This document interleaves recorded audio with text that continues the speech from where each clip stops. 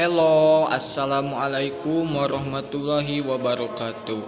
Saya Muhammad Ridwan Fauji dari Gunung Halu, kuliah di STEM di Bandung, G3 Manajemen. Saya di sini ingin mempresentasikan teknik penulisan karya ilmiah.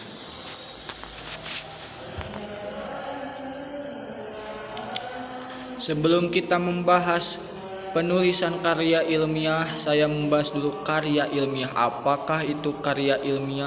Karya ilmiah adalah hasil karya seseorang yang diperoleh dari kegiatan menulis dengan menetapkan konversi ilmiah. Karya ilmiah juga menggunakan logam berpikir dan gaya bahasa yang sistematis. Setiap jenis karya ilmiah memiliki gaya penulisan yang berbeda. Karya ilmiah dapat berbentuk laporan penelitian, artikel, makalah, dan lain-lain. Di dalam isi karya ilmiah dapat dikelompokkan menjadi laporan hasil penelitian, artikel hasil penelitian, makalah hasil penelitian, dan lain-lain. Di sini saya akan membahas jenis-jenis karya ilmiah. Kesatu yaitu makalah.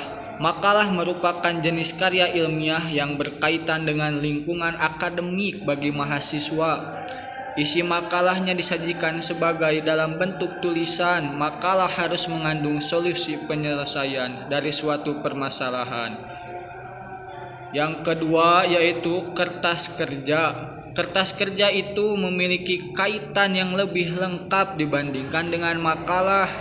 Ia dalam kertas kerja biasanya menjelaskan suatu permasalahan yang mendalam. Yang ketiga yaitu skripsi. Skripsi merupakan karya ilmiah yang menjadi tugas akhir bagi mahasiswa.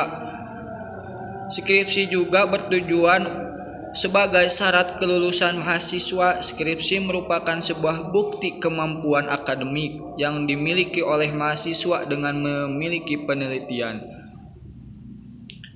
Yang keempat, tesis merupakan karya ilmiah yang dibuat sebagai salah satu syarat kelulusan pada jenjang master. Tesis ini disusun oleh individual berdasarkan hasil penelitian empiris. Tesis ini selalu ada di S3 tesis ini.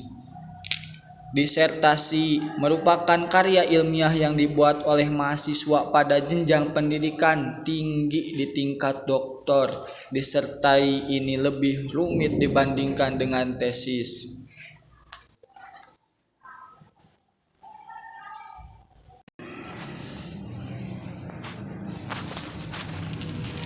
Ada pula di dalam karya ilmiah yaitu kaidah-kaidah karya ilmiah. Yang kesatu yaitu logis. Tentu dalam karya tulis ilmiah harus memiliki logika penulisan. Dalam karya ilmiah, logika berarti keruntuhan penjelasan dari data dan informasi. Penjelasan data dan informasi dapat diterima oleh pemikiran kebenaran ilmu. Yang kedua yaitu objektif. Dalam karya ilmiah juga harus objektif, artinya kesesuaian antara data dan informasi yang disajikan dengan fakta dan informasi harus hasil dari penelitian sendiri. Yang ketiga yaitu fakta. Dalam karya ilmiah juga harus menyesuaikan antara informasi yang didapat dengan kebenarannya, tidak boleh non fakta atau tidak fakta.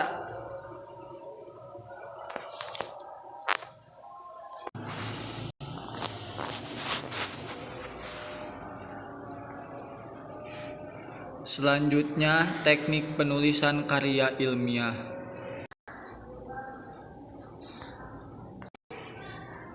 Setelah kita tahu apa itu karya ilmiah, kaidah-kaidah karya ilmiah, dan jenis-jenis karya ilmiah, sekarang kita Belajar dengan teknik penulisan karya ilmiah.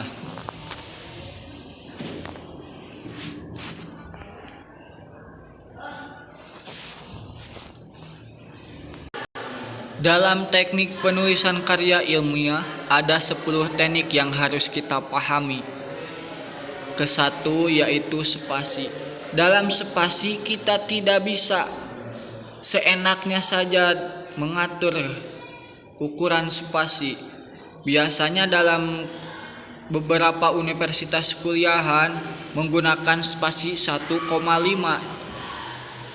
atau 2 spasi.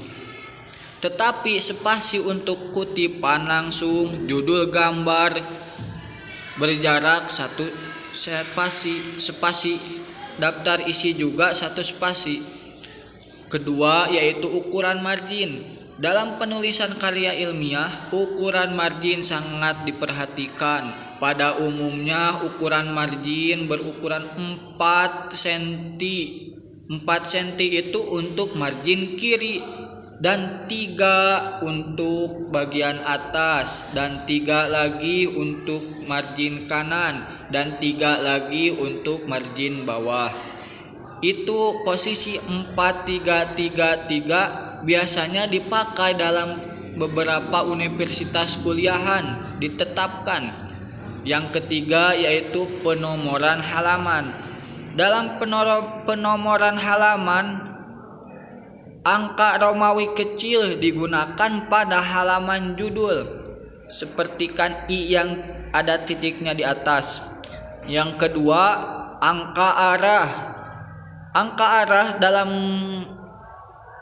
penulisan karya ilmiah digunakan untuk penomoran setiap halaman, dan penomoran halaman berjarak 3 cm dari tepi kanan dan 1,5 cm dari tepi atas atau tepi bawah. Yang keempat yang harus diperhatikan yaitu bahasa. Bahasa yang digunakan dalam karya ilmiah yaitu menggunakan bahasa Indonesia yang sesuai dengan ejaan-ejaan tertentu. Tapi ketika ada bahasa yang tidak sesuai dengan ejaan Indonesia, maka ditulis dengan menggunakan cetak miring. Dan selanjutnya bahasa kalimat. Bahasa kalimat dalam karya tulis ilmiah hendaknya disajikan dalam bentuk pasif. Tidak dianjurkan dalam karya ilmiah menggunakan kata saya untuk diri sendiri, untuk sang penulis. Dan terkadang dalam karya ilmiah menggunakan huruf Times New Roman. Yang selanjutnya yaitu penulisan kata pengantar. Penulisan kata pengantar ditulis menggunakan spasi 1,5 cm. Dan penulisan kata pengantar dalam penulisan karya ilmiah biasanya hurufnya suka kapital.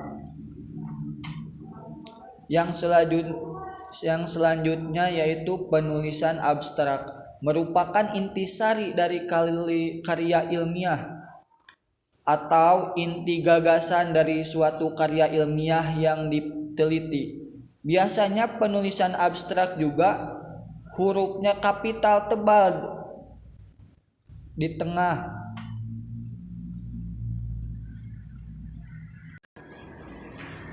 Yang selanjutnya yaitu penulisan daftar isi.